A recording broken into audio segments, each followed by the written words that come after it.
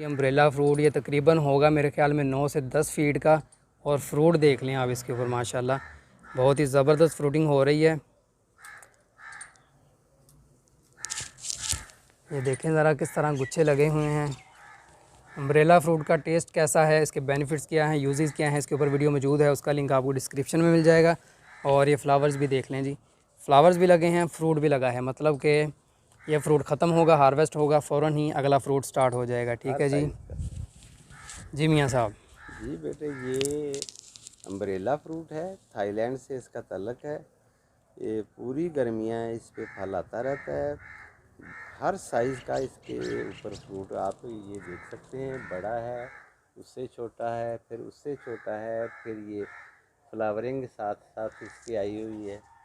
और पूरी गर्मियाँ पूरी सर्दियाँ आप इससे फ्रूट ले सकते हैं। ये मैंगो के करीब तरीन इसका टेस्ट है। और ये सलाद में, एज ए फ्रूट में, एज ए सब्ज़ी में, इसके काफ़ी तरीके हैं इसे खाने के। तो इसे पाकिस्तान का मौसम ये देखे किस तरह ये लश ग्रीन है। और कोई मुश्किल मुझे इसे लगाने में पेश नहीं आई।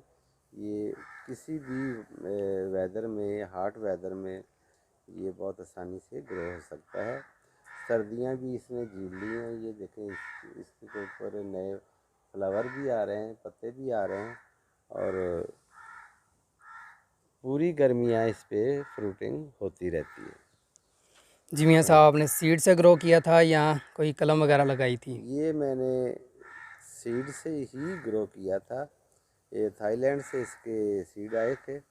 और कोई मुश्किल नहीं पेश आई मुझे इसे उगाने में। और ये बहुत आसानी से ग्रो किया इसने।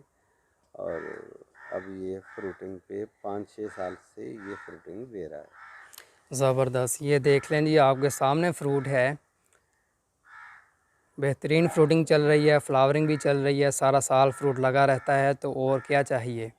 एक रेयर चीज़ है, ज़बरदस्त।